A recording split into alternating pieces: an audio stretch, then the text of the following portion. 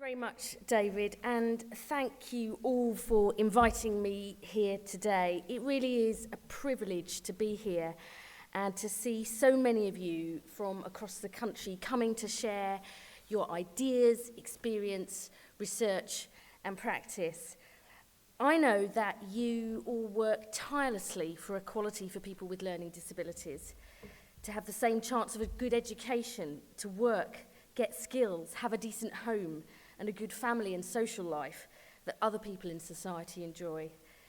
I know that you champion the rights of people with learning disabilities to control the daily decisions that affect their lives and to live independently within the community of their choice.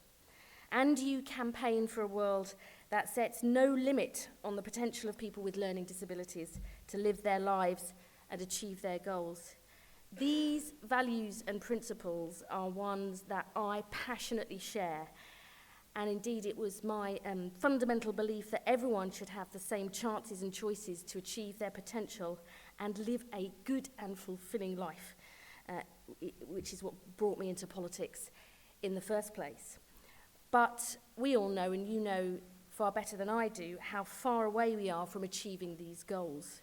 I think it is shocking and shameful that in the 21st century, in one of the richest countries in the world, that men with learning disabilities still die on average 13 years earlier than men in the general population, and women a staggering 20 years earlier. This means 1,200 people with learning disabilities are dying prematurely every single year, in part because they're not diagnosed and treated properly by our NHS and care services. And precious little progress has been made towards ending this appalling disparity in recent years. And as David said, yesterday's report by Sir Stephen Bubb was perhaps the starkest reminder yet of the failure of our health and care system to give people with learning disabilities the dignity and respect they deserve. Now, after the appalling scandal was revealed by BBC's Panorama programme, ministers promised to move people out of assessment and treatment units and into the community by June this year. Yet almost 3.5 years later, 2,600 people are still stuck in these units, far away from their families and friends. And more people are actually entering these units than leaving them. And I think this failure is a total disgrace. I know, though, that people with learning disabilities have struggled to get the services and support they need under successive governments. But I also know from my own constituency how problems are getting worse over the last 4 years. Adult social care budgets, as you know, have been cut by a staggering £3.7 billion this Parliament. It's having a devastating impact on services that are essential to the basics of daily life for people with physical and learning disabilities, like getting up, washed, dressed and fed. And 4 in 10 disabled people are now failing to have these very basic needs met. Disabled people's dignity, independence and opportunities are being further eroded as a consequence of the government's welfare policies. I think disabled people rightly feel they are being hit from all sides by the bedroom tax, the so-called personal independence payment, the closure of the Independent Living Fund, and the failing work programme and work capability assessments. Just yesterday, my colleague Rachel Reeves released new figures that show 900,000 sick and disabled people are waiting for personal independence payments and work capability assessments. The delays are so long that put together, they are waiting a staggering 118,000 years. Now, I could go on, as I'm sure you could do too.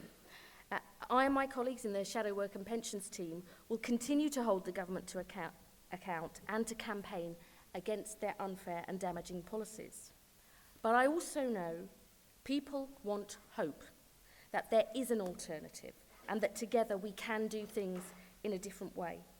So today I want to share with you some of the lessons I've learned from talking to people with learning disabilities and their families and visiting different services about how we can offer credible change, because that's why I'm in politics, not just to campaign and be angry and moan, but to make change.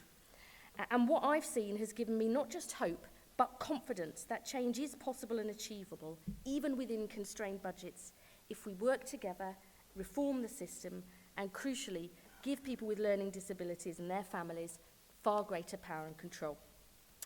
So I've got 5 lessons. The first lesson I've learnt is that the best services and support start with a person, see the whole person, and never forget the person.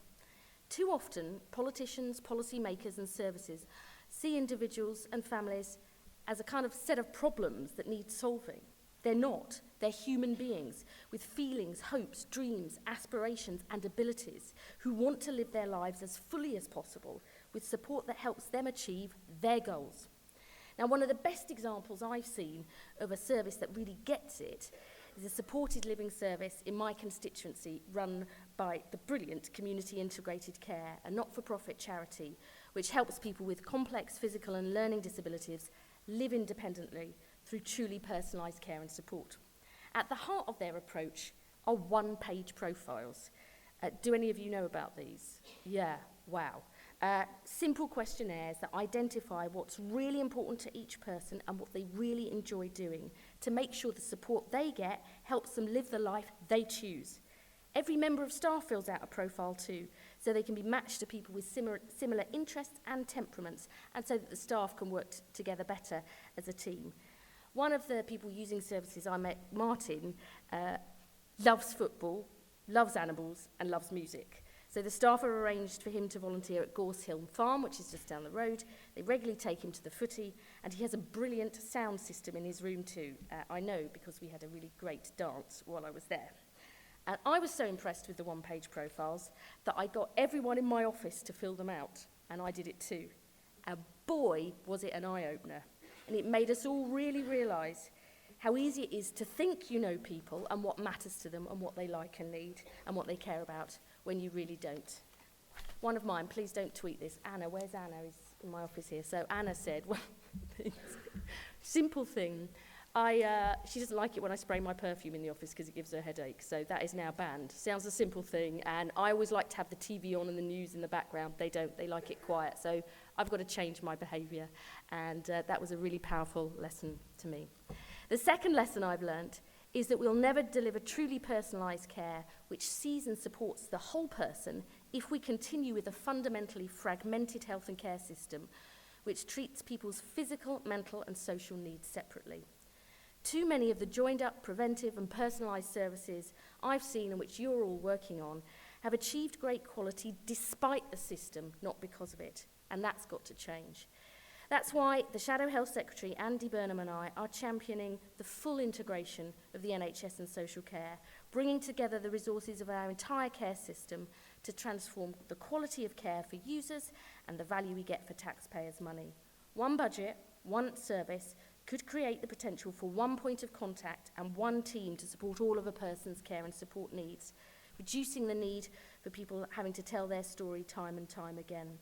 A more prominent role for local council health and wellbeing boards would help make better links with education, housing, employment, leisure and community services, all of which are crucial to helping people with learning disabilities lead more independent lives. And Sir John Oldham's Independent Commission on Whole Person Care, which is a brilliant report if you haven't read it, shows how this can be achieved in practice without any top-down reorganisation, which would be absolutely the last thing we need in the system. The third lesson is that whilst getting the system right is essential, it's the people who really matter. You simply can't separate the quality of services from the staff that provide and manage them. And achieving excellent quality in every community and every service requires staff with the right skills, attitude and training working together as one team. That won't happen by magic. It needs to be actively designed into workforce planning, education, training, practice, research and leadership development. I've seen some fantastic examples here, like Worcester University, where patients and families help interview students who are applying to be nurses or healthcare assistants. They help design and deliver the course, so the next generation of NHS staff really understand what matters to service users. And again, the Oldham Commission makes a number of really important recommendations to ensure changes like this happen throughout the NHS and social care. Fourthly, size matters. Small really is beautiful and usually more cost-effective too. The forward to Sir Stephen Bubb's review of Winterbourne View quotes, I know this sounds quite strange to be talking about this, but quotes a 19th century American physician and philanthropist called Samuel Gridley Howe, I'd not heard of him before, who wrote about the evils of institutional care. He describes institutions as, and I quote, unnatural, undesirable, and very liable to abuse, and argues we should have as few of them as possible, and those few should be kept as small as possible. The human family is the unit of society. Now, I don't think that this description to all institutions, but it is true that most people who need help and support want to live in their own homes or the community with support from their family or friends wherever possible. And if they don't have a family or their family can't cope, most people want to live as close to a good family life as possible. I recently met Lorna and Graham, who look after Claire, Aisha and Joanne, 3 young women who all have learning disabilities and some history of challenging behaviour. Lorna and Graham aren't paid trained professionals, they're shared lives carers, recruited, assessed and trained by one of 150 shared life schemes and paid a modest amount of money to cover their expenses and time. Ever since Claire, Aisha and Joanne have moved in, the problems with their behaviour have dramatically improved. This means they've been able to go out and make friends and have a good social life, and they've even started their own micro business keeping quails and selling eggs to the local community. I could see they all genuinely felt like a family. And Claire told me, my life was a disaster before. It got better when I moved into shared lives. It's about having choices. It's a good life, and everyone should have that choice. She couldn't be more right. And there's increasing evidence that small-scale services deliver better results for users and better value for taxpayers' money. For example, the Care Quality Commission rates twice as many local shared life schemes with the top mark of excellent compared with other larger types of regulated care. And on average, it costs £13,000 less every year when someone labelled as challenging moves from a care home or assessment and referral unit into a shared lives carer's home, and in some cases, up to £50,000 less. Of course, being supported by a shared life carer isn't right or possible for everyone, but I think if we want to improve the quality of care when there's far less money around, we need to expand small, innovative, community-based services like Shared Life Plus right across the country. The 5th and final lesson I've learned, and to be honest, for me the most important, is that we will never get fully joined up preventive and personalised care until the people who use services have far greater power and control. Because the people who know best how to join up services and support are the people who use services, because they don't see their needs through the prism of separate service silos. It's users who know best how to shift the focus towards prevention, because they're the ones that suffer the consequences if support isn't available early on.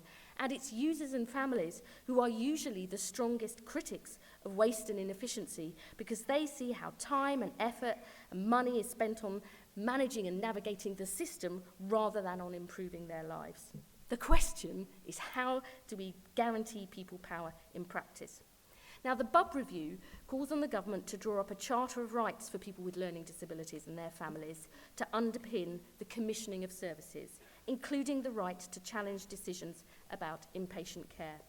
Stronger rights are vital, but I don't think they, or Sir Stephen's report, go anywhere near far enough. People with learning disabilities don't just want the right to challenge services, they want the right to determine their services. And that means backing rights up with the power to actually make these rights a reality. And the most effective way I've seen this happen in practice is through personal budgets. Personal budgets and direct payments in social care introduced by the last Labour government have already transformed the lives of thousands of people with physical and learning disabilities. The national evaluation of the pilots of personal health budgets for people with long-term health conditions, which also began under Labour, is extremely encouraging too.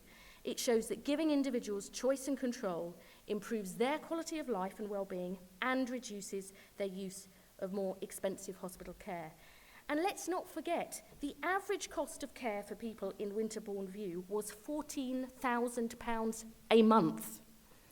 And in some cases up to £40,000 a month. And I am in no doubt that with high quality advice, advocacy and support from community organisations and other families who've experienced different types of care, families and people with learning disabilities could make much better use of those resources. There are, of course, many aspects of NHS care where a personal health budget isn't suitable.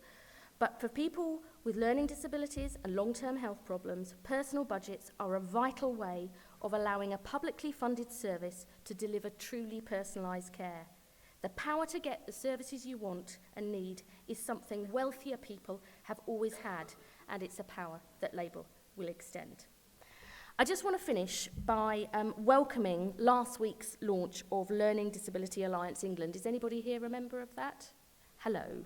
Great. I think it's brilliant. It's a new umbrella organisation for individuals and groups representing people with learning disabilities. By coming together and pooling your strengths, I think it really will be a powerful organisation that fights for the issues that matter most to people with learning disabilities and ensures their views are heard at every level. The Alliance and all of you here today will rightly challenge politicians from all political parties, myself included, about our policies and our pledges in the run-up to the general election and in our manifestos, and rightly so. Bring it on. I think that is, having run a charity myself, your role is to challenge and hold us to account. That will only make our policies better. I don't think that the changes we need to see can be achieved by politicians in Whitehall or the Town Hall. They can only be achieved together. I look forward to answering your questions and working with you in the months and years ahead to make the changes we all passionately want to see on the ground.